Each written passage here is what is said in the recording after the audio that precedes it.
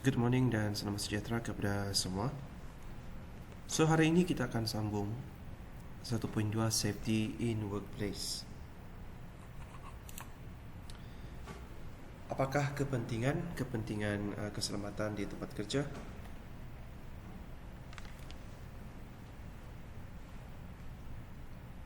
Okey, ketika kita berada di tempat kerja, kita sebenarnya terdedal kepada risiko-risiko, ancaman-ancaman dan segala jenis bahaya yang boleh mengundang kepada kemalangan jiwa ataupun mungkin memberikan efek kepada perubahan fizikal kita secara kekal. So, apa yang kita boleh buat adalah dengan mematuhi arahan keselamatan yang telah dikeluarkan oleh mana-mana syarikat ataupun tempat kita bekerja.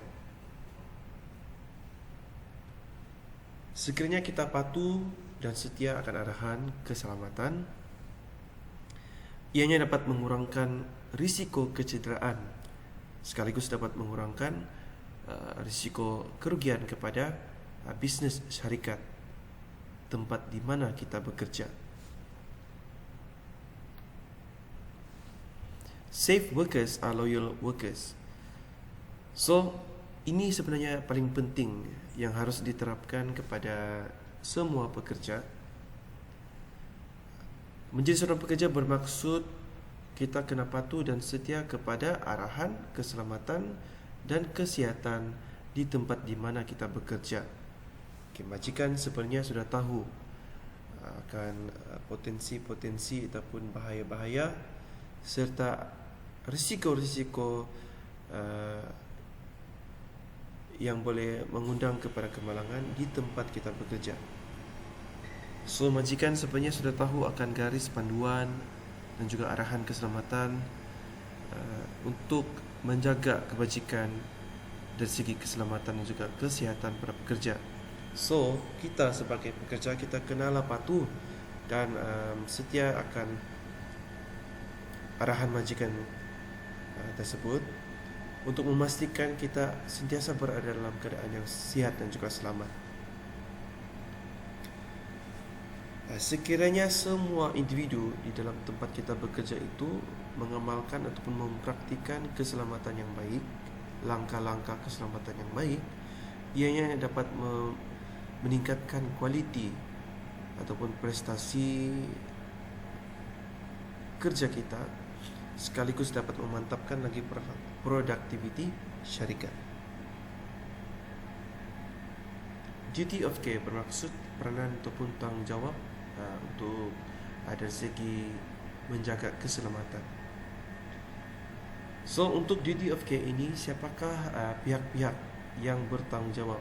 Siapakah pihak-pihak yang terlibat di dalam memastikan tugas dan juga tanggungjawab ini dijaga dengan baik? Employer, iaitu majikan, sebenarnya mempunyai tanggungjawab yang sangat berat untuk memastikan para pekerja dan sesiapa sahaja individu yang berada di tempat ataupun premis bekerja itu tidak terdedah kepada risiko-risiko keselamatan dan juga kesihatan hasil daripada aktiviti bisnes yang dijalankan.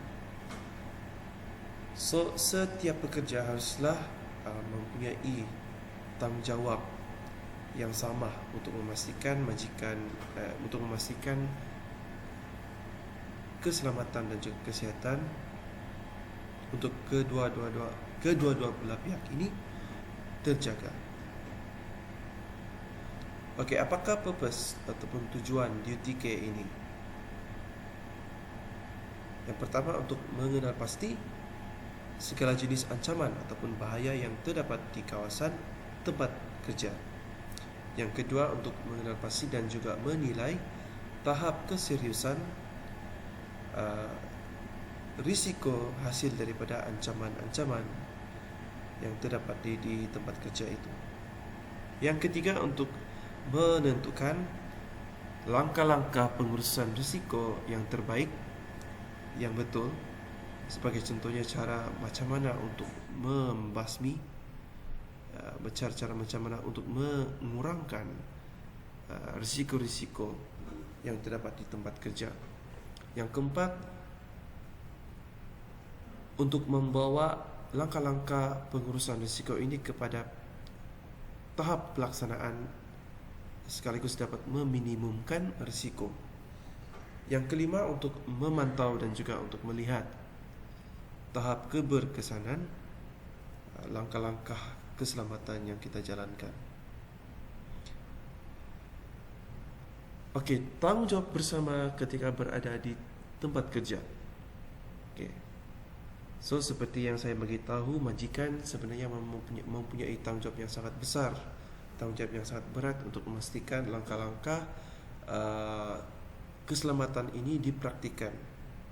Jadi majikan harus tahu akan 3 perkara ini, akan beberapa perkara yang penting ini. Yang pertama ini workplace, maksudnya tempat ataupun premis syarikat tersebut, di mana tempat syarikat itu dijalankan, sama ada tempat itu selamat ataupun tidak. Kemudiannya, siapa yang secara langsung ataupun tidak langsung yang bekerja dengan tempat ataupun syarikat tersebut. Tidak kisahlah pembekal, pembeli, pengimport ataupun pembaik puli, siapa-siapa yang bekerja, yang keluar masuk daripada tempat syarikat tersebut haruslah direkodkan. Kemudiannya majikan ini pun kena tahu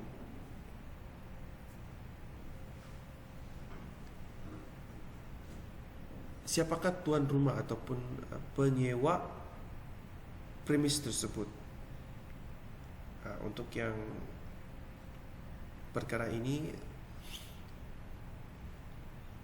ada majikan yang mungkin menyewa satu kedai ataupun kilang ataupun satu tempat untuk menjalankan premis ataupun bisnes sendiri. So, apa yang majikan tersebut perlu lakukan, dia kena tahu siapa penyewa ataupun pemilik tempat tersebut.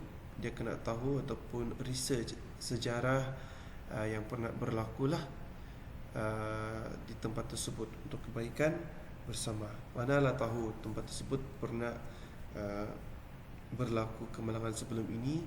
So, apa-apa sejarah yang pernah berlaku di dalam tempat tersebut kenalah direkodkan ataupun perlu diambil tahu oleh majikan. Seterusnya, majikan harus memastikan infrastruktur ataupun peralatan yang berada di tempat bekerja tersebut adalah selamat. And then para pekerja haruslah diberikan taklimat secara khusus tentang keselamatan ataupun risiko-risiko penggunaan kemudahan ataupun peralatan yang berada di tempat tersebut. Ini khasnya kepada pekerja baru yang baru lapor diri di tempat tersebut. So, majikan haruslah memberikan taklimat keselamatan dan juga kesihatan tentang premis tersebut, sama ada dari segi kemudahan ataupun dari segi peralatan yang digunakan. Dan juga sekiranya tempat ataupun premis tersebut menggunakan bahan-bahan kimia yang bahaya, haruslah juga diberikan taklimat yang betul kepada para pekerja. Selalunya ada satu unit dalam syarikat, dalam mana-mana syarikat yang bertanggungjawab untuk menjaga kebajikan para pekerja, iaitu unit Human Resource, HR. Jadi kalau mereka yang sudah pernah bekerja sebelum ini, dia tahulah.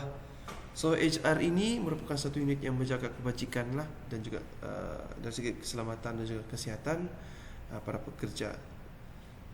So, fungsi HR ni adalah untuk membantu bos ataupun majikan. Mereka lah yang akan berfungsi untuk menerangkan, memberikan taklimat yang betul, yang sepatutnya kepada para pekerja. Seterusnya kita akan pergi kepada kehendak-kehendak yang penting di dalam OSH. So untuk ini kita akan tonton satu video